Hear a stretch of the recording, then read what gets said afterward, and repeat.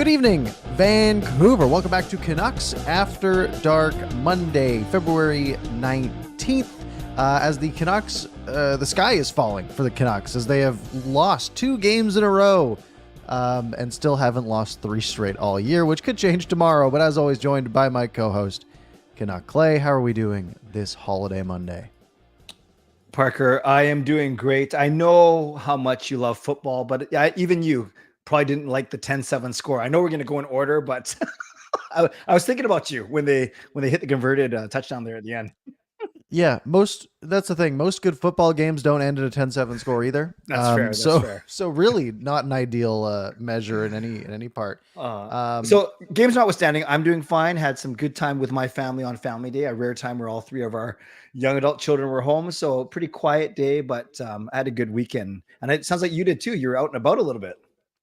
I went golfing today. I think it was the only thing I did this weekend, if I remember correctly. Okay. So it was nice to start out the golf season on a nice wet course, but it was good to get out. And yeah, tracking. We booked the tee time, not realize I forgot that there was an 11 a.m. game on a Monday, because that's not usually a thing I have to consider when I'm planning things. Someone says, "Oh, what are you doing at 9 a.m. on a holiday Monday?" And I say nothing. But I was tracking the game on my phone, and of course I'm thinking like, what? I'm gonna miss a Minnesota Wild 3-1, 2-1 boring game that has 45 shots. Now I was pretty close on the 45 shots. I was not expecting to see that it was 5-2 at one point when I looked down at my phone and thinking, oh, well, I don't even have to, I got nothing to worry about. Cool. And then I turned my phone back on 2 minutes into the third period and they were losing, which was a bit of a shell shock. Lucas and Parker, we'll get to your, you're Parker. Lucas and Justin, we'll get to your donations in a second, but I will say something, Parker, about that 5-2. It was at the 5-2 moment where I looked at my son, Sean. We were all watching the game. And I said, you know what? I'm going to tweet. I hope the Canucks meet the Minnesota Wild in the playoffs. This is going to be a good first round matchup for us. And then I looked at Sean and he goes, no, maybe not, just in case. Yeah. Just from a pure hockey perspective, I wouldn't love to play the Wild. True. It is funny that because NHL.com, right, they show like the season series next to the stats for the game. And yeah, the Canucks won the first game 2-0. Minnesota won the second game 2-1 in a shootout. Boy, did they make up for it tonight. Lots of red on the score sheet for these power play goals. And really, I mean, I only saw the highlights, and the thing is, the Sportsnet highlight package, they no matter what, it will never be longer than 10 minutes on the Sportsnet YouTube channel, which 17 goals is hard to fit in there. Yeah. So I really haven't seen much, to be honest, with this game. And Parker, it's so funny you mentioned the 10 minutes. I try and do my breakdown videos based on the 5-minute package that NHL.com gives. So they weren't even giving replays. They were just like goal. But before we get going, Lucas, I know you had a great day, and this is awesome. You designed the jersey for the Coquitlam Express Autism Awareness game. I think you were in arena host. So thank you for the donation, Lucas, and congrats. I wasn't following the game. Let's just say go support the Coquitlam Express. Their jerseys today were slick. Congrats, Lucas. That is awesome. That's happy for your involvement there. And Justin, a $2 donation. Parker's golf game was better than the Canucks game. I'd say so. So thank you to both of you for your support and for the generosity today. Yep. I earned a free lunch today and the Canucks didn't. Let's just say that. Yeah, that's a tough one. But we're going to go in order, everyone, and we're better now. We might not go goal by goal, but we'll talk about what's important. But it's game number 4 of 4 games, so you're gonna have to wait. But I do remember, Parker, I said 2-1-1. I think you upped me to go 3-0-1, and neither of us were right. Yeah. Surprisingly negative week for the Canucks, and we obviously said last week we're going to try to tighten up the recap time a little bit. Sure. And I am doing my part in helping with that by not watching very much hockey this week. You really took that feedback to heart. Good job. Yeah, I thought, well, I just won't even watch the games. Well, no, I mean, I watched going back to Tuesday. I watched that game. I think I just had like 4 hockey games this week, and I went golfing today, so it was just like I just wasn't home. Right, I missed most of the Red Wings game because I had a game at like 7 or something, or like 6. Yep. And then I missed most of the Jets game because I had a hockey game at 7:30. And then I missed most of the Wild game today because I played golf, not realizing that there was a Canucks game at 11 a.m. on a Monday. So I will not be chipping in very much on the recap segment.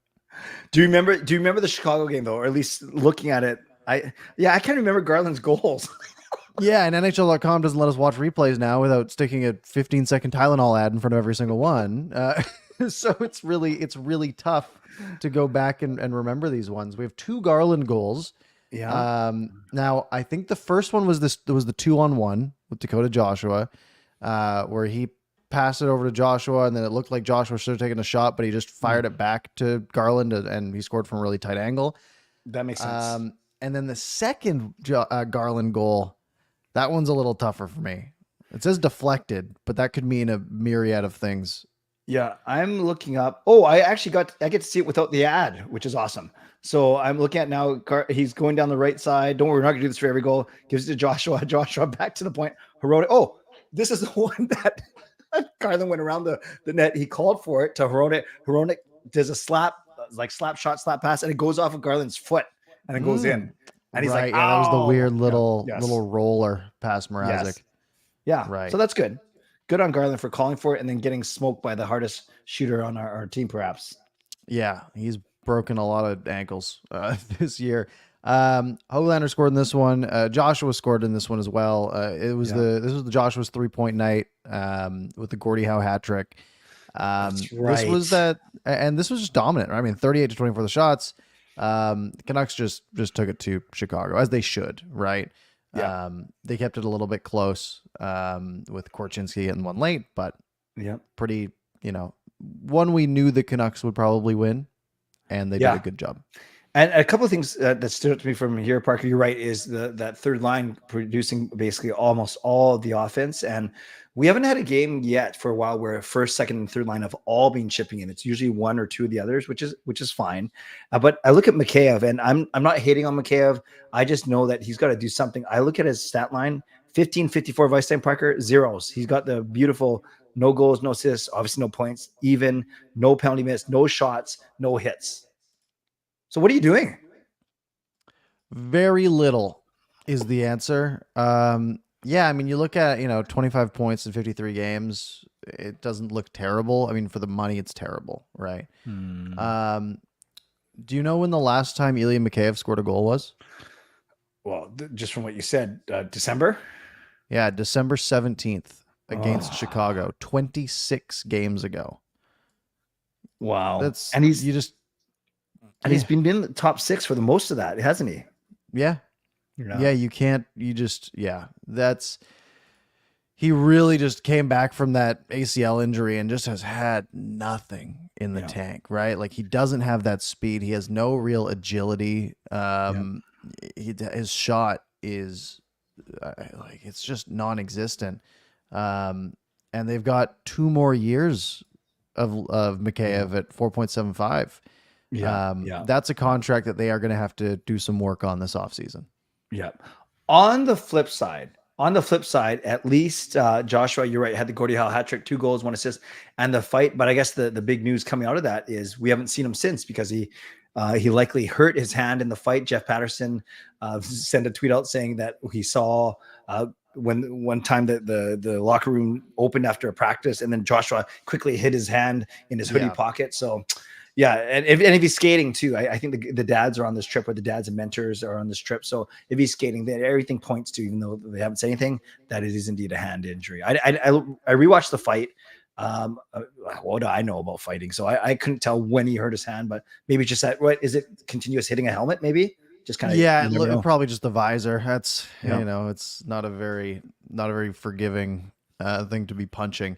And you did sort of see it right after the fight. He sort of did this little one of these as he sort of took his first stride towards the penalty box, and I kind of saw that right away. I was like, that doesn't look good, but he went to the penalty box, so it's okay. And then it wasn't okay, or maybe it was late enough in the game that they just sent him straight to the dressing room anyway, so it didn't cross the mind. Sure. But yeah, that's tough. Obviously, with how well that third line's been playing, and how good of a penalty killer Dakota Joshua is, that's a tough loss. It is a tough loss, and we can talk about this overall, recap the week overall, but Is it a coincidence that the Canucks did not do well in a game where they had to play tough on Saturday, and then in today's game, which was just kind of a dog's breakfast? But he's a good penalty killer too. So I think we're missing. We're definitely seeing the not having Joshua in the lineup for sure. Yeah. Thursday is probably one we can touch on pretty quickly. Another Canucks win. Lindholm gets 2 goals. This was a good one for him. You have Zadorov with a pretty weak goal shot that Jake Wallman put up a really nice screen on. You had the Nikita Zadorov gritty in this game. Yes. And you had the Canucks they did the classic in this game. They went up 3-1 after 2, and they sat right back and had 5 shots in the third, allowed 15, and they were the only team that scored in that third period. Yeah, this felt like a game that we've seen for basically the first half of the season, Parker. In the Canucks, you're right. They race out to the lead, and then they do their job in protecting it. I thought that, Alex Lyon was very weak in goal for Detroit, and that's why Miller's goal off a turnover was an easy one from distance. Lindholm's goal was a wrist shot from distance. You're right. Zadorov's goal was a seeing eye shot, but also from distance. So Lyon wasn't great. This was the Jake Wallman revenge game, in that he was a -3, was getting not targeted, but he was he didn't have a great game. And then you're right, Zadorov, his gritty's worse than mine and worse than Wallman's. Like Zadorov's easily bottom, the number 3 of the 3 of us. But it was to send a message, and that's what I respected about it. But you're right. I was at this game. I was really happy with the response the Canucks showed, given that the game in Detroit was a bit feisty. That's when they lost, obviously, in overtime on the penalty shot. So overall, a very solid victory for the Vancouver Canucks. So Chicago not a strong team. Detroit still battling in the wild card. So a decent win for them for sure. Yeah. So they start out the week 2-0, which is great. However, they then flounder in these last 2 games. 2 games in which they had leads at some point, at the very least. Going back to Saturday, Jets in town. Canucks, play okay in this one, honestly. They were the better team for the majority of this game. Second period, Noah Juleson opened it up, his first goal in like 5 years or something. Something crazy like that in the NHL.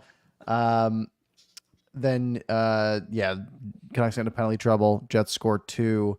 Velarde and Monahan. This was after this was before the Phil DiGiuseppe instigator, the first one. The second one was after the PDG instigator, after Adam Lowry left his feet and boarded. Who did he board? Amon, your buddy. Niels Amon, yeah. And then so PDG sort of jumps him. Lowry's gloves come off first. PDG gets the instigator. Math doesn't add up. And so Monahan scores, but then Tyler Myers, the Calder winning Tyler Myers, just getting crazy, going backhand through some guys. Like, I don't know what happened there. But what's your impression on that Myers goal? Where'd that come from? It was a great read. And when I was at this game with my son Jake, and when we saw it, we're like, and then he makes that first, not even a toe drag, just kind of a long reach Tyler Myers move. And then Besser did a really good job of taking away goaltender's eyes and just standing in the crease. Besser's really good at that, actually.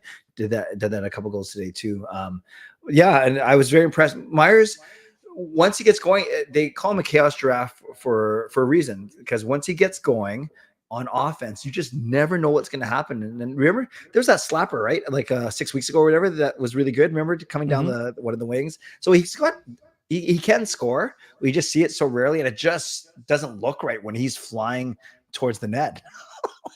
Yeah, he's abnormally large. Sweet goal. We go to the third, and then Noah Juleson steps up, makes a hit, and the Jets score immediately after to make it 3-2. And then the wheels just sort of come off for the Canucks. And again, they've been playing pretty solid, but they give up 2 goals in a minute 55. And it's Velarde and Scheifele. And, this game just sort of very quickly got away from them. Parker, this one's interesting. I know you didn't get to watch the whole thing, but you probably heard some of the narrative that the refs were bad, or that the Jets bullied the Canucks, or the Canucks aren't good. And truly, from both being there and from what I remember, it wasn't that at all. It was the Jets scored on as you mentioned, the 2 power play goals in the second, but going in the third, it was 2-2. As you said, the Canucks were the better team 5-on-5. So it was set up for a really good third period. And Noah Juleson made one bad pinch, right? He scored the first goal, which is nice, but he made that one bad pinch. And Connor Garland and Kyle Connor got tied up to so much where Garland got out of the play. And now it's a 2-on-1. Myers played it poorly. And the second one, the two Elias and Elias collided. And then it was, I think, someone else got caught in a pinch, and it was Zadorov that was trying to defend a 2-on-1. So it's unfortunate that they had breakdowns, but it wasn't because they got bullied, or it wasn't because of the refs. We can talk about that later about today's game. But for that game, it was just two really good teams battling out. And Winnipeg, they got scoring from their forwards, was the Canucks didn't. And Hollaback outplayed Demko, and Demko's great, and Hollaback even better this season. Yeah, I mean, Hellebuck is, been the best goalie in the league this year, and a top 5 goalie for many years. That's really what stands out on the score sheet, right? You have Juleson and Myers getting the 2 goals. Nothing, top 6 does not get involved in any way, shape, or form. That's the difference, right? Yeah, and that's the thing though, right? Like you look at this game and you're like, oh wow, you can't, you go up against the Jets, right? Like a really good, hard playoff caliber team. Oh, well, they collapsed in the third, right? It's so easy for these narratives to sort of start springing up from like a couple of bad games, right? Where it's like, I mean, they still are, we're still talking about a team that's top of the league, right? Yep. You play that game out, you go to the third period tied, and you play that out 10 times. It probably goes 50-50, right? Most of the time. They're two really good, pretty evenly matched teams that I don't think, I don't think there should be too much, fanfare or like panic over, a game in which they were the better team at 5-on-5. Yeah, they were. And they lost. It happened. Yes. And thank you, Viper, for pointing out that indeed the fourth goal was also, I just watched the replay too. Yeah, Juleson got caught, got crossed up with Zadorov trying to resulting in 2-on-1. And thank you, Kessel, or is it Kessel? I think it's Kessel. Regardless, we appreciate you becoming a new member of this channel as well. Thanks for your support. But I agree with you, everything you said, Parker. And so you're sitting at the end of that game, Saturday night, Hockey Night in Canada. You always want to win them, but you're saying, okay, that was a good battle between two teams that are going to be at the top of their respective divisions or very close. So now we're still 2-1, and we can finish off this week on a matinee game, which, by the way, you know how we joke around, oh, the Canucks suck at matinee games? I saw the stat. They were actually 4-0-3. So they haven't lost in regulation until today in a matinee game. They gotten points in all 7 of them, but I think there's a stigma because it's so early, or they always start slow maybe, that they're bad at matinee games. So prior to today's game, they were 4-0-3 coming into today. So better than I thought. And a fine first 2 periods, I mean, it was 5-3 after the second. That's, they didn't come out too slow. They scored 2 goals in the first. You have Ian Cole with a pretty nice shot 3 minutes in. You have JT Miller making it 2-0. And then, Minnesota gets one back late. Usually one of those ones you don't love, right? It kills the momentum a little bit, but off his skates. Yeah, off of Eric's next skate. Yeah. Yeah, it's tough, right? But the Canucks come back and they score 2 to start the second period, right? And now they have a 5-2 lead, or 4-2 or 4-1 lead, I should say. This game should be over at this point. It should be. Yeah, exactly the halfway point. You're right. They're up 4-1. And they had already killed off the first of 4. I can't say it without giggling, Parker. 4 5-on-3s. So they kill off the first of them. And then Boldy scores on a breakaway. Okay, so it's 4-2. Then Miller gets his hat trick goal. Really nice power move, fighting off Zach Bogosian, who's, I get it, his best days are behind him. So 5-2. So yeah, if you're not thinking they're going to win at 4-1, you certainly think they're going to win at 5-2 with only 5 minutes left in the second. And then they get their second 5-on-3, and it's another goal that this one goes off of Cole's skate, and it's not dismissed fault. It's just one of those things where, they score 50 seconds left in the first, and they score 33 seconds left in the second. You're right, Parker. We always talk about those. Those are killers. Yeah. It's just, you just lose all the momentum. You get that self-doubt really creeps in. And then, they rack up essentially, what is that? 4 goals in just over 2 minutes. If you take the Zuccarello goal and go through the Eriksson Ek goal, and then Rossi scores 3 minutes later, and Kaprizov scores 20 something seconds after that. Yeah. It's a monumental collapse, like an impressive collapse. And the extra impressive part is they made it a 1-goal game again, right? It was Yeah. Yeah. 8-5. It went from 5-2 to 8-5. So 6 unanswered for Minnesota, and the Canucks then scored 2, Yep.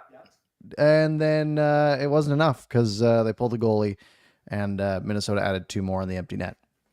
So Parker, I'm going to give you 2 narratives, and then I want you. I'm not sure if you got a chance to. Yeah, you got to watch the replay, and I'm sure you've been reading stuff. So 2 narratives. The first one about the refereeing, I would say that when I look at the calls, the actual penalties, the infractions that put the Canucks in the penalty box, I really can't argue with any of them. Maybe the Lindholm one was a little bit weak, but puck over glass, high sticking, those are obvious. So I can't get mad at the refs. I'm not going to sit here and get mad at the refs for the calls they made. It was 2 calls that they didn't make that had everyone up in arms. Well, one of them they tried to make. That was the one where they called it a goal, even though the puck didn't even go in the net. The puck actually got swept into the net after it was dislodged. They reversed that, but that was just more comical. And then you might have seen that main scramble where it looked like the ref lost sight of the puck once under DeSmith and once under Cole, yet he let the puck play go. And that was the tying goal, Kaprizov 5-5. So that was the first narrative. And I'll just quickly talk about the second one, and then I'll let you go. The second narrative is, this is my own, is DeSmith. Is, yes, he let in 8 of the 10, 2 of them were empty netters. So 8 goals, a couple of them went off skates. So, but there's a couple bumper ones where I just think, I don't know how, by hook or by crook, you got to make a save. You got to make 1 or 2 saves. You can't be letting in, 8 goals on 21 shots or whatever it was. It just, I'm not blaming him solely, but you can't tell me that Demko's in that game that he's going to let in 8 goals. I just don't see it. I don't know. No. Yeah, it's an interesting one. And on the officiating side, I mean, that was a bit, I don't care as much about the penalties as I do sort of the more ridiculous, that goal that they called for no reason. And then I don't know how the ref maintained vision of the puck, but whatever. It's goaltending wise, it's tough, right? Cause you can look at 8 goals against on whatever it is, 25 shots. And if they're all beautiful, perfect goals, and you're like, goalie, didn't have a chance on those. Even the ones where we say, goalie didn't really have a chance on it, they still get saved a lot of the time, right? Yes. There's no shot that's 100% unless the net is empty. The goalie still takes up a good chunk of the net. And maybe it's a string of bad luck. Maybe he was off his game. Like, who knows? And he's been a good backup goalie all year long, right? Yeah. And I mean, the Canucks lose this game 4-2, and it's like, man, that sucks that DeSmith let in 4, but that's to be expected. But it's 10-7, right? It's 1 loss, just the same, right? 0 to 2 points, and it's against a non-division team. Like, at the end of the day, this isn't that big of a deal, this game.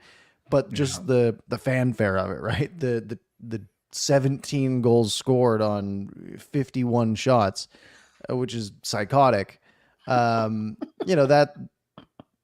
tough. And you just need to get a save. And you look at it and you're like, well, why? They just say, hey, Demko's not going in no matter what. Yeah. Which obviously is what they said, but like, hey, maybe after the 3 goals in 3 minutes or 3 goals in 2 minutes, right after that Kaprizov goal, maybe you make a move, right? 5-5. Yeah. Hey, we want to win this game. Let's put Demko in, because Minnesota did it, right? They put in, they made the swap on their end. They did. Not that they went much better for them, but it went better enough. And it's. I don't know if they're just they're just like, I guess it's back to back, so you got to save Demko. Yeah, you got to save Demko. So I think it was dismissed game to win or lose no matter what. Yeah. How about this? But I did. You mentioned, Parker. I think this is very wise. Do something to change things up. If it's not a goaltending change, I've seen many people in the chat say, "Why didn't Talkett call timeout?" Like anywhere, 5-4, 5-5, 6-5, 7-5. Yeah. But he didn't call a timeout. Like it's one thing to believe in your leadership group, but you're allowed to timeout a game. Why not use it? I don't know. That is a weird one. Yeah. I don't have a good answer for that. Yeah. Because normally I'm usually like the timeout sort of discourse I'm not like big on, because a lot of the time it's like, well, they had like a TV timeout like 30 seconds before that or whatever, right? Right. And like they're allowed to talk during that or like get a breather. But yeah, coming out of the period, you let in 3 goals in a minute, essentially. Yeah. Yeah, you take a timeout. Yeah, Like, and Parker, this is the first time all season, and you and I think we're pretty reasonable. We don't get too high with the highs, although we so badly want them to win, but we also don't get too upset with the lows. But this is the first game this season where it felt like a Bruce Boudreau game. Remember so many games where it was just madness and it was chaos. It really was, and you just hope you wound up on the good side of the chaos. That's what it felt like today. yeah. Yeah, I mean, yeah, the Canucks had pulled this game out, right? 10-7. We'd have been going crazy, right? Oh yeah. Think back to obviously the 8-2 game is the obvious comparison, but this had 7 more goals than that. Yeah, and it's an unfortunate one, but again, there's some weird voodoo on matinee games that, and again, their record 4-1-3 in matinee games, and it's not great, but it's pretty good, right? Yeah, You're getting it's over 5. points, Yeah. right?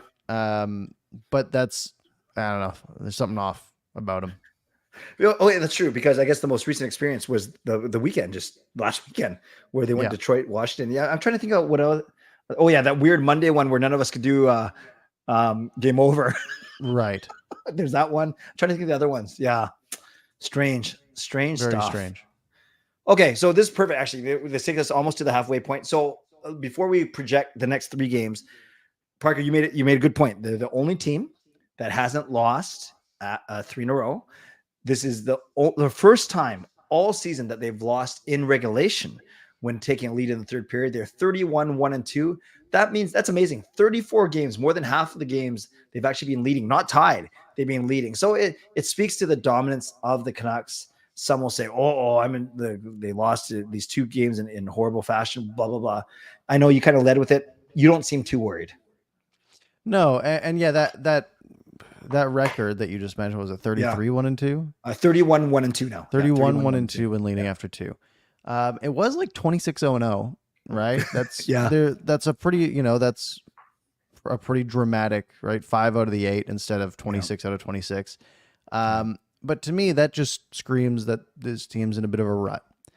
However, I see some people in chat saying, well, yeah, better to face some adversity now, right? And I think that's true, right? I think if this team just sort of walked their way and sort of went win 2, lose 1 all the way into the playoffs, maybe this is just wishful thinking, but maybe this helps strengthen their resolve a little bit, right? Something to rally around. Yes. They've really focused on the not getting too high, not getting too low. And last time that we panicked about the Canucks being in a slump, they turned around and won a bunch of games in a row, right? Yeah.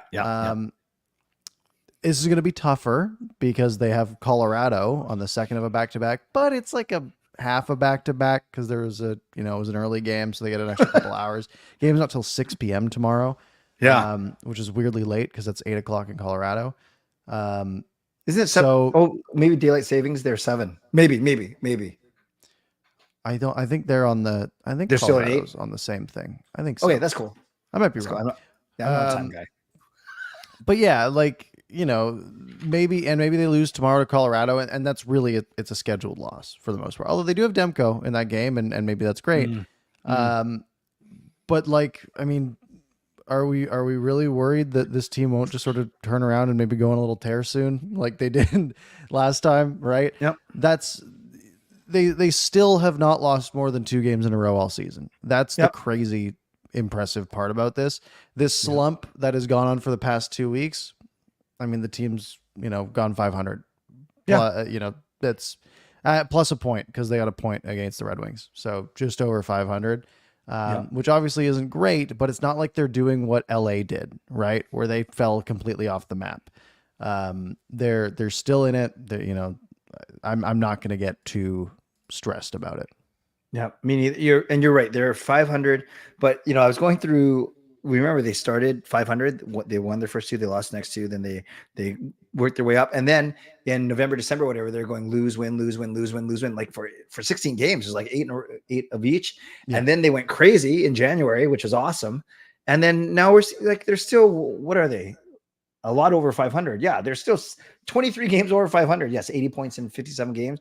Technically, they only need 5 more wins to clinch a playoff spot, but obviously we're looking at first in the division now, in the conference actually, to secure home ice advantage. So we're fine. We're fine. And tomorrow's going to be a tough test. I'm not saying it's an automatic loss. I'm not saying it's a must win, because then let's see what happens when they get a chance to play a Seattle team and then come home for a lot of the next 5 weeks, and they can make some hay again. So I'm with you, Parker. Yeah, you always want to see them win, but there's two teams out there trying and obviously doing some crazy stuff like we saw today. Yeah. And that's the thing, right? The Canucks do have one of the hardest schedules from here on out. But they also have more home games than anybody from here on out, except Seattle. I think Seattle has even more. It's tough teams, but I think this will be like, there's still 2 months left in the season and the trade deadline and everything, but this is going to be a good ramp to the playoffs, right? A lot more games against teams like LA and Dallas and Vegas and Edmonton and Winnipeg, right? Those will be good tests. And again, if the Canucks face some adversity in those, right, we're still talking, like, let's say the Canucks start playing kind of bad. They're still going to be in the playoffs. They're still going to be, second in the division maybe. And we're talking about, a team that can reset for the playoffs. However, based on what we've seen from this team, there's a real chance they just go on a run here anyways and say, they just go beat Colorado, Seattle, and Boston or something. And then we're like, hey, none of this makes any sense, but it's fine. I'm wary to get, I tried not to get too high with the, how well they were playing for a while, because I was always scared that the bottom was just going to fall out at some point. But in that same vein, I can't go around and be like, oh, the second anything goes wrong, the sky's falling. Sure. No, I'm with you. I think that's why we get along. That's why we're okay being more than okay being show partners. So they got Colorado, they got Seattle. Yeah. Then 3 at home. They get good teams, Boston, Pittsburgh, LA. Then 3 away, and then 9 at home. They are home from March 9 all the way until March 31st. That's crazy. 9 in a row. 9 games. Yeah, and that little 3 away is nice, right? That's just Anaheim, LA, Vegas. Those are quick flights. Right. They're probably spending no more than like 6 hours in the air total. Yeah. By the way, it's season must have started like a week late or something this year, or maybe how COVID kind of messed up the seasons, and maybe they're doing a gradual, because I guess the first game of the year, regular season, was October 11. I remember that was obviously the 8-1 pretty normal. Yeah, but then April 18th seems really late for me as a. They've pushed it a little later. I think they stretched the season out a little bit. I think they added a week. Well, because all the teams have a bye week now. True. I think that stretched it out a little bit, which I think is silly. Like, let's wrap this thing up a little earlier. Right. Like, let's get the Stanley Cup out there in May. Like, we don't need to be going to June. Right. You're exactly right. So let's say that the first, obviously the weekend is going to start April 20, April 21 will be the first playoff games. And then every series always takes 2 weeks. That's what they map out for. Yeah. So we're not going to see the end of the playoffs until the 3rd week of June. Hey man, what if they win the Stanley Cup on my 50th birthday on June 22nd? That'd be cool. I don't know if June 22nd feels so late. I know. So, but the Riot game was June 15, in 2011. So, wow. Yeah. What day is the draft this year? The draft is on the 28th. So yeah, I guess they could theoretically go that late. Right. It does. Usually about a week before the draft is the latest possible. Right. Yeah. If we count 8 weeks for playoffs, yeah, the first weekend will be April 2021. And week 8 will be, my birthday week. Sweet. Well, maybe. What a present. I'd be fine if they won it not on your birthday. That'd be okay too. That's true. Yeah. Forget about the birthday part. The key is the winning. Yes, you're right. Awesome. Oh no, I counted wrong. June 15 will be, June 22nd is 9 weeks, which would be quite a stretch. I got too excited. Regardless, let's hope they win. Yeah, let's hope they win. All right, let's quickly recap, preview these next 3 games. What are you saying? 2 away and 1 at home. Yeah, so in Colorado tomorrow, 6 p.m. Fangrel did clarify they don't do daylight savings there, I guess. So that is only 1 hour ahead in Colorado. Yeah. So 6 p.m. start. This feels like a tough one, but keep in mind, the Canucks are good. It's a weird thing to. You forget that sometimes. You just look at the opponent. You're like, oh, Colorado's tough. They're the better team. But actually, wait, no, they're not. I forget. Look at the standings. So that's, I'd call that a 50-50. Canucks are on the road, second of a back-to-back. That's tough, right? So probably a loss, but I think they beat Seattle on Thursday in Seattle. And then Saturday at home, Boston, 4 p.m. home game, Toronto Maple Leafs treatment against Boston. That'll also be a tough one, but I think they pull that one out. Yeah. So I'll go 2-1. And I can't disagree with anything you said. I'm guessing the exact same thing. And I think perspective is going to be key, because you know what the narrative is going to be tomorrow, right? Oh, they lost against another top playoff team. Oh, that's the first 3-game losing streak in a row. And then we'll go to Seattle and we'll pound them. That's the thing, right? Like when you see the first 3-game losing streak, it's like, oh wow, they are worse than they've ever been this year, right? And that and I'm not like Joe, like this, that actually sort of like clicks automatically, I think, in people's minds, like, oh, they are doing something that they have not done yet this year. Things are falling apart. Teams lose 3 games in a row all the time. Yeah. That is crazy that they haven't lost 3 games in a row yet this year. Right. Yeah. So like if it happens, which I think is probably likely, I'm actually curious. I want to see what the odds makers have on tomorrow. And while you look that up, let's say we give this the win over Seattle. This is such a stupid question, but I'll just ask anyways. If you knew that between Boston and Colorado, they were going to win one and they were going to lose one, if you had to pick, who would you rather them beat? I know you're going to say you want to win the Boston game, and it doesn't. It's silly. It's wrong. Like technically incorrect for the Boston one to be the one they want to win, but it's hockey in Canada and it's Boston. It's more of a spectacle. And I think losing to Colorado is a little bit more excusable on the second night of a back-to-back. Colorado's decent favorites at -145, so maybe like it's like 60-40, like not crazy. Yeah. Okay. So yeah, the Canucks aren't they're not huge underdogs in this one. Yeah. I think Tyler wants to home ice. That's all it's going to be. Tyler wants to get our attention. Tyler, I'll say this: they're not going to miss the playoffs. Like they might not win the Pacific Division, but I'll bet you anything that's not monetary that they will make the playoffs. I will bet you anything monetary. If you're giving me even odds, Tyler, I will bet my house. It's like Tyler, they need 6 wins. They need 6 wins in the last 20. And I know they're not playing the best, but thank you. No, we appreciate you being here most. And if you're being serious, that's fine. If you're not being serious, that was pretty funny. But no, we're Parker and I are pretty confident they're gonna make the playoffs. Yeah, it's I think I don't think anyone would give you any odds on them missing the playoffs. Every model's got them at like 100% chance of making it, because they need to they need to win 7 of their last 25 games. Yeah, they have 25 games left. That's a ton. They'd have to get passed by like Nashville. Yeah, or Seattle. Tyler wants to take our bet, but Tyler, we're not going to bet anything. We'll do like we did when we were small. Fun bet, and then we'll just see what happens at the end of the season. Tell you what, if the Canucks somehow don't make the playoffs, Parker and I will do something to each other. Like we won't even involve you, because I'm sure we'll be just as distraught.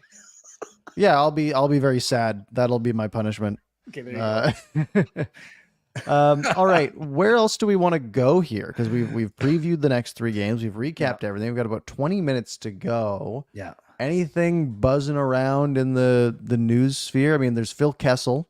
Yeah, that's something that's a new one.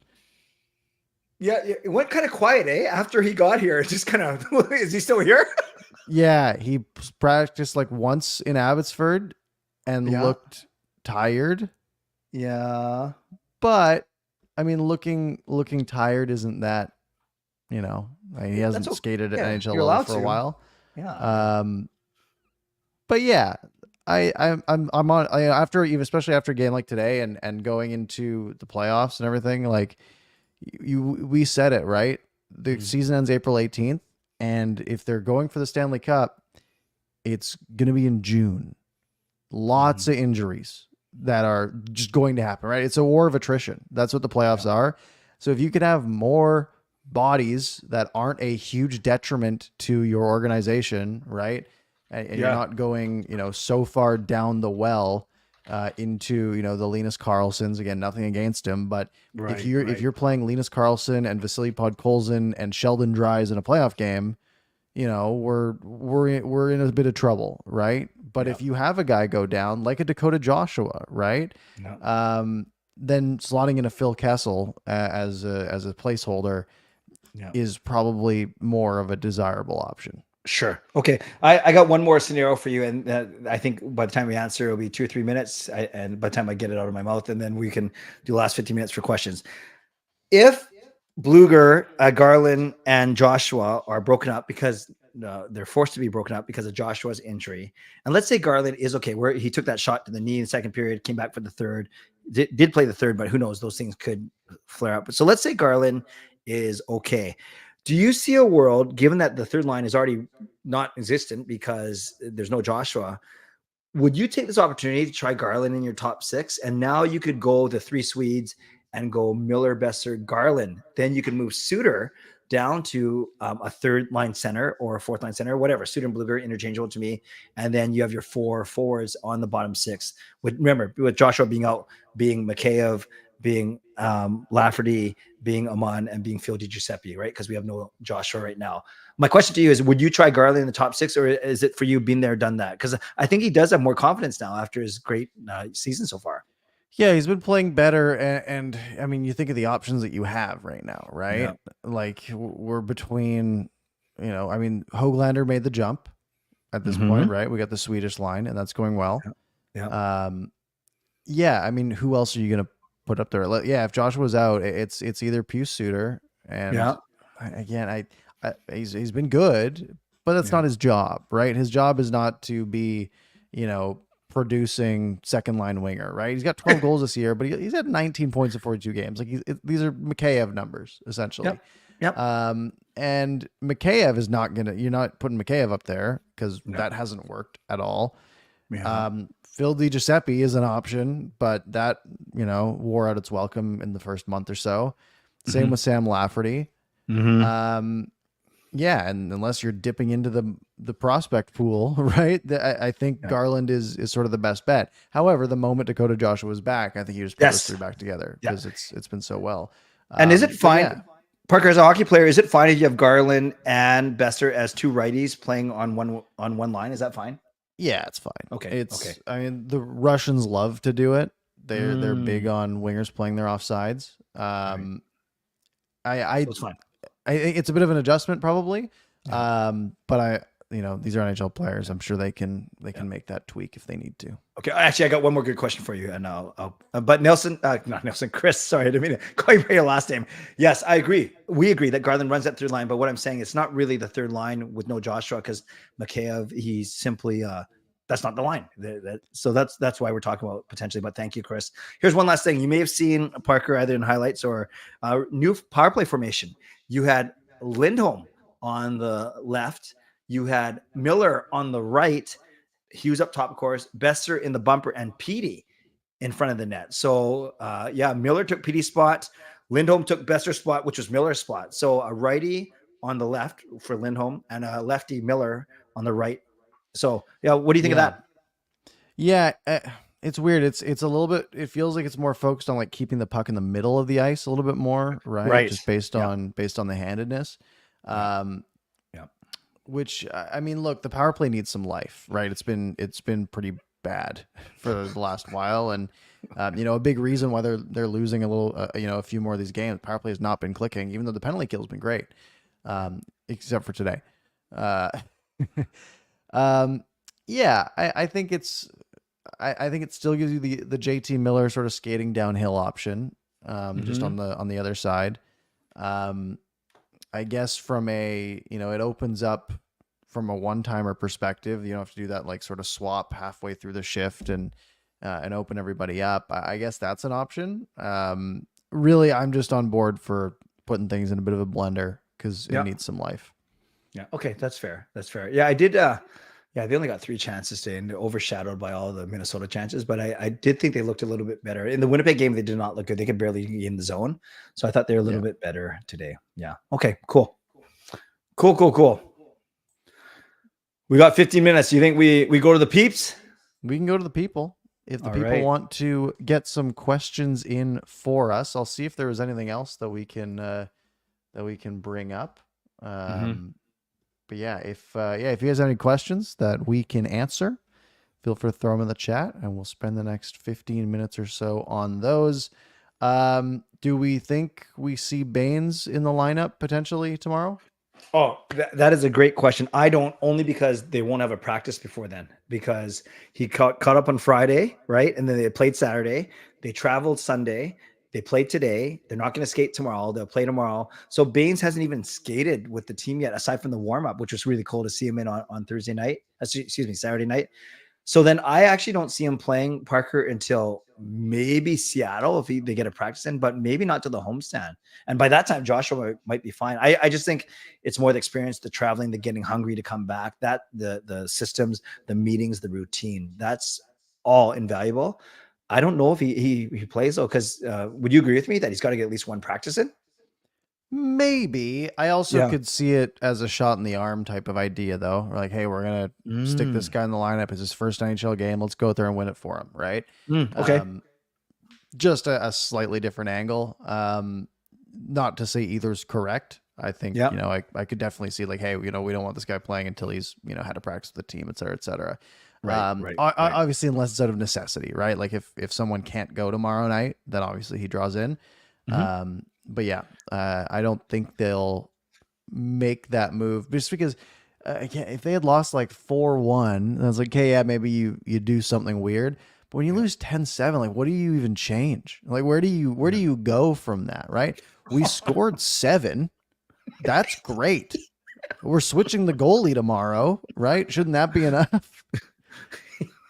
That's a good point. But you also made a very good point. What if Garland's knee, as I mentioned, it flames up, swells up, and he can't move tomorrow? Then Baines is your guy. He's the only healthy forward right now. Yeah. Wow. You could see. Okay, we could see him. There is a path to see Arshdeep Baines tomorrow. Arjun asked this. We kind of touched on it, but we never finished the thought. If Kessel makes the team. So I got too excited, Parker. I got way too excited, like I always do. I was like, "Oh man, you could put the Lotto line together. Then he can play a Lindholm and a Höglander, or you could, keep." And then I said, "Wait!" And the people were saying the guy had played like 12 minutes a night last year. Maybe he's not a top 6. I tried in the top 6 at least to start. I don't know. Yeah, if he's got the stamina for it, right? He's a dangerous player, right? Like, even with his age, he's still, he's a producer. I think he just fits really well as depth, right? And it's for whoever it's the scratch threat, right? And it's sort of the role that Kuzmenko was filling, right? And the Canucks don't really have that right now, right? I mean, it's kind of Phil Giuseppe, I guess, or Sam Lafferty, like one of those is drawing out of the lineup. But it's sort of the threat of like, hey, we now, slotting in this free extra forward that we have, we can now start pulling guys out of the lineup. And, we can say, all right, Ilya Mikheyev, you're not playing next game because we're going to put Kessel in your spot. And I sort of just feel like I would just put him as just like a piece you can just insert wherever you need to slot him in the lineup, right? Whether that's, scratching Mikheyev for a game and slotting him in there. All right. Mikheyev, you're back in. Lafferty, you didn't play well last night. You're coming out, and Kessel's taking your spot, right? And I think you can start to just say, just start shuffling things around, right? A line doesn't work, a couple guys aren't playing well, pull a guy out, slot Kessel in, and have that guy sit a game, right? And just almost as like a rest opportunity as well. And then you can probably throw him on power play too, right? And have him down low, and Awesome. Coach Rob says, should we try and find a better backup goalie? Probably tough to do at this venture, right? No, the Canucks have a really good backup goalie. Yep. Why is the power play? Sorry. No, sorry, Parker. Why has the power play been struggling so much lately? Well, right from Rick Tocchet, he has said that, and he didn't mention names, but I know he's talking about Petey. He basically said sometimes these players, when they get the puck, and they're trying to find where they're going to pass, they're going to shoot. They stop moving their feet. If you stop moving your feet, you become very, very easy to defend against. So what Tocchet wants is more movement. It doesn't mean like crazy systems or crazy spontaneous play, but simply move. And we saw that today. And I think I'm looking forward to seeing more of that tomorrow. So I don't know if you want to add anything to that, Parker, but that's what I heard Tocchet say. Yeah, it feels like teams have sort of figured out, if we just play really aggressive on the penalty kill, the Canucks don't really know what to do, right? We've seen it a lot lately that teams are starting to play a little bit more loose on the penalty kill, a little bit quicker, just attacking guys. And the thing is, if you are prepared for it on the power play, you can take advantage of that, right? You're going to have an open guy. You're going to have, you got to move the puck quick, but there's going to be a guy open. You're going to get something cross crease or something along those lines, right? Yeah. However, if you don't know how to adapt to it, you got a guy on you and he poke checks it away, and now you're regrouping and re-entering the zone. They need to figure that out. Sure. And whether, it's just a stagnant issue and they're not moving, that's obviously a part of it. Or whether, they're so used to teams sort of sitting back and let them do their thing and just pass it around a bunch. Now that's been challenged a little bit. They haven't really adapted. Yeah, very good. Viper's, I think he's asking, what are we going to do? Not personally, like run up and down the street or whatever, but maybe as a show, or maybe Viper, actually clarify that so we can. I think this is about his conversation with Tyler. I think he's saying that Tyler has to put something up on the other side of the bet. That's right. And I can see the comments, but we'll let you guys keep talking about it. Japan 4, Parker we answered your question. Thank you for that. What else we got in terms of questions? Yeah, Tyler's single-handedly keeping our chat going for us tonight. It's awesome. It is motoring. It is motoring. Could be receipt season at some point. No, you're right. You're right. Viper is asking Tyler what he's going to do once we make the playoffs. Yeah. Tell you what, I'll get this answer for Carol while you find another question. I'm gonna guess 9. Okay. 25 ish. All right, here we go. We got 2 on this trip. We got 3 in March, so that's 5. Oh, and then 5 in April, so 10. Very good. Good guess. Yeah, we got 10. I think Chris said, how many playoff games do we think that we'll go to? Oh, that's a tough one. That is so cost dependent.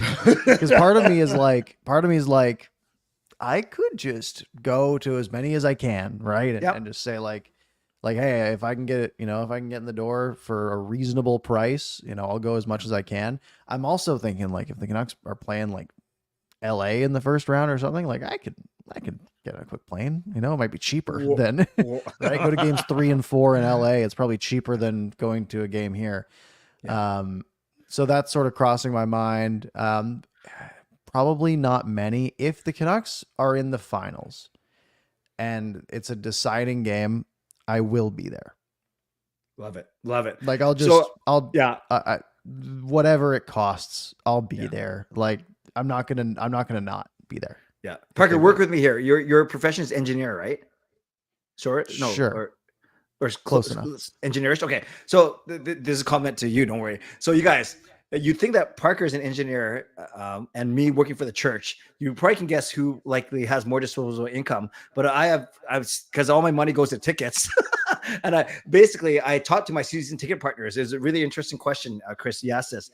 So me and Mike, my longtime season ticket partner, we said our priority is to get to as many games as we can. We're not in it to make money. We want to go to games. That's our MO. And I would never ever judge anyone that does the opposite, who sells all their playoff games to pay for their regular season games, which is fine. And I think with another group that I'm with, that might be their MO. So their MO, I should say. So it's interesting. I'm with 2 groups of people with our tickets, and I know that if I really want to get to a game, I can, because me and Mike, my longtime season partner, our priority is to get to as many games as we can. Yeah. So it'll be interesting. But Parker, you're right about those prices. I remember back in 2011, my seat cost $40, Parker, and by round it went 70, 80, 120, 160. So basically by the 4th round, cheap. Yeah, it was. Yeah, but so cheap now. Yeah. 160. I know, but it was 4x, right? It was 4 times my cost by the 4th round. Yeah. Right. That makes sense. Yeah. We'll see. Yeah, it's gonna be because I'll be on second hand probably. It's gonna be Yep. expensive. Well, I'll just book my season ticket partner. You come with me. Canucks After Dark from Yeah, the. yeah, that's From the fair. Yeah. I'm sure he'll agree too. Yeah. Yeah, no, is it a smart financial decision? Absolutely not, right? Yeah. But if they're gonna win one, I'm gonna be in the building, right? Yeah. It's just Yeah. not one of those. It's not really a negotiable. Love it. Yeah. Love it. Love it. Love it. Oh, here. So speaking of which, Peter says, how far can they actually go? And if they basically, what we're talking about now is have our goalposts moved, have expectations move. Where if they don't make it out of the second round, the division, it's a disappointment. Like where you sit right now. The goalposts have absolutely moved, Yeah. as they should, right? Yeah. We were hoping we'd be sitting here with the Canucks in like third in the Pacific and be like, all right, they just gotta keep up like a 600 pace and close out a playoff spot, right? But now this team's shown that they're better than we expected. Mm-hmm. A first round exit would be a disappointment for Agreed. sure. It depends where they're slotted, right? If they finish first in the conference, that's home ice throughout the playoffs, most likely, right? Maybe not the cup final. We see how the East goes. I think second round exit would sort of be like what I would expect to happen currently. Like that feels like the most likely outcome to me. Not that that's a good thing, that's obviously, right? But I don't know. It's just a team that hasn't, had that experience yet. And I have some doubts. And we'll see, how the depth works if guys like Mikheyev step up in the playoffs. And there's a lot of question marks. We haven't seen most of these players in the playoffs, especially together. Good point. So I think a second round exit would be disappointing, but not necessarily a disappointment. And I think it would go pretty quickly into excitement for what's being built. Yeah. Yeah. I agree. And I would say, but a first round exit would be a disappointment at this point, bar none. It's right. I agree with you. It's easy we're atop the lead. It's very easy to say, well, then they should make it to the fight. No, that's why all the betting teams have like betting sites have 4 or 5 Western Conference teams ahead of us. I agree with you, Parker. I think we've always said to get out of our division with the Vegas and Edmonton and LA of the world, that would be amazing. So, and yeah, when you look at where we were at the start of the season, I think we don't want this to happen, but if we lost in the second round, I don't know, okay is the right word, but it wouldn't be a failure to me either. It'd be disappointing, but not a disappointment. Well said. Yeah, it's a gauntlet, right? Yeah. I mean, it's 8 weeks that you have to, you can't lose 4 to 7 games at any point. Yep. That's not easy, and all the bad teams are gone, right? You're not playing San Jose, Chicago. You don't have those get right games. Mm-hmm. Yeah, and you're going. That's the thing to me is you're going to run into Vegas, or you're going to run into Colorado, or you're going to run into Winnipeg, or if you make it all the way, you're going to run into a Florida or a Boston or a, even Carolina. But like a lot of these teams, they've been there, right? Colorado has won. Vegas has won. Dallas has been close. Edmonton's been really good for a while, right? You're against a lot of teams that have been good for a while and have played a lot of playoff games. That's why they have the edge, right? That's why, like you mentioned, the betting odds are favoring these other teams more so than the Canucks because they've been there before. They've proved it. Arjun asked, do you think the April games between Vegas, Edmonton, and Winnipeg mean more than the games in February and March? Well, I think Arjun knows this too. Technically, no. They're all worth 2 points. But yeah, the answer depends. It depends if the Canucks are in a dogfight for the top of the division or if they're resting guys or watching ice time because they've already got a position locked up. But maybe those teams are fighting. It's nice to think about, Arjun, but we really can't talk about it until it happens because we don't know what the standings are going to be like.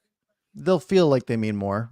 Yeah, I agree. Sure, right. Yeah. And obviously it depends on the context. If the Canucks have like a 6-point lead on the conference with like 5 games left, we'll be pretty comfortable. But if they're 2 points up with the last few games and we've got the Jets and the Oilers and Vegas and everyone's sort of in the mix, then we're talking about real big games. And obviously, and of course the games right before the playoffs, those are going to have a little bit more meaning, right? Those are your last, auditions before the real ones count. Yeah. Yeah. Hey, check this out. Jarhead. I had game 7 against Bruins. My selling price for each ticket was $2,000. I couldn't get that, so I went to the game, and it was a nightmare. So I'm sure Jarhead has spent the last 13 years saying, what's that price point where I would have been okay with selling it and not going to that game? Is it 1,500? Is that, who knows? Like, it depends what the original, but still. It's a weird balance because you think about it and you're like, would I pay $2,000 to go see the Canucks win a game 7 Stanley Cup final in a heartbeat? Right. Yeah. Yep. Great point. But there's a 50% chance they lose that game. And now I've spent $2,000 on the worst day of my life. it's like, that's a real, that's a real tough balance. Cause now you're not paying $2,000 to watch your team win. You're probably, averaging out, you're paying $4,000 with a 50% chance at heartbreak. So it's an interesting conversation. Hey, let's end with this because Kessel is our newest member today. Thank you. I haven't seen many full 60-minute efforts this season. Do you think they'll be able to put it together before the playoffs? What do you think, Parker? I don't think you see a lot of full 60-minute efforts anywhere in the NHL, to be completely honest with you. I mean, we look, you go back to that 2011 team, right? The best Canucks team there's been, which was worse on paper standings wise, I guess, than this one somehow. That's crazy. Like how many first periods did that team take off? Right? They would just sort of chill. It would be 1-1 after 2, and they would have just sort of, not really cared, not played super hard. They go out, score once in the third period, game over, right? And they have Luongo back there, they'll be fine. Or they're up, 2-0. Luongo lets a goal in with 8 seconds left to not get a shutout, and we move on. And I think this team's had a similar strategy because how many times have they gone to the third period with a lead? Right? What's the number? 31, 1-2? 34 times now. Yeah. So 34 times out of the 57 games, they've gone to the third period with a lead. Yep. That means, and that's the thing, right? It's not like, that's not something you should do half the time if you're an average team. No, because you can go to the third period tied. Yeah. So that's in theory 1 in 3-ish. Yeah. But this team's done way better than that. So they have essentially, and if you look at how they've played period by period, the first period they, maybe they're a little slow, but they never usually lose the game in the first period. Second period, they go out, get a lead. And then the third period, they just play hard defense. It's maybe not the most exciting strategy. And you could think, if they just played a hard 60, they'd win every game. But no one in the NHL does that because it's not very sustainable. Yep.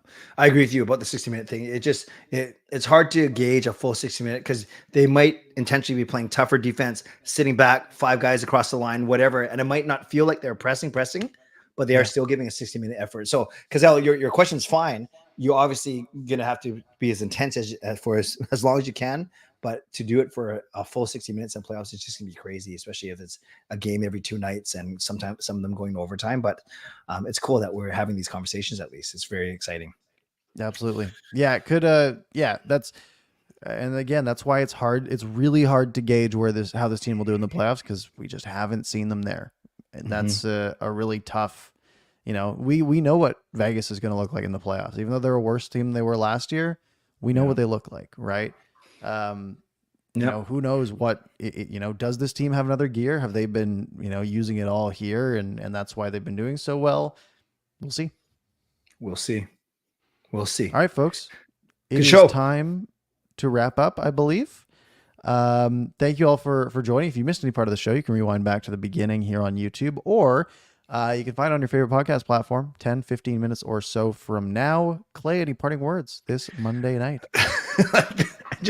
just every show, every week brings something different, whether it's a big trade or whatever. And today, I just can't believe we're talking about a game that had 17 goals. I don't care if it was 17-0 or 10-7. Like, it's ridiculous. But I'm just happy that we're always finding stuff to talk about. The you guys in the chat have been awesome, whether you're trolling each other, making bets that you might not pay up on or whatever. We love the community. We love the excitement around this team, and let's buckle up. It's gonna be a wild 2 months ending off the season for sure. Yeah, it's weirdly, like, I feel weirdly positive for a team that just lost 10-7. Ditto. Because that's such an outrageous score that it doesn't even really count to me. Like I don't think I can process it. So it's just like, that happened. We'll move on. Yeah.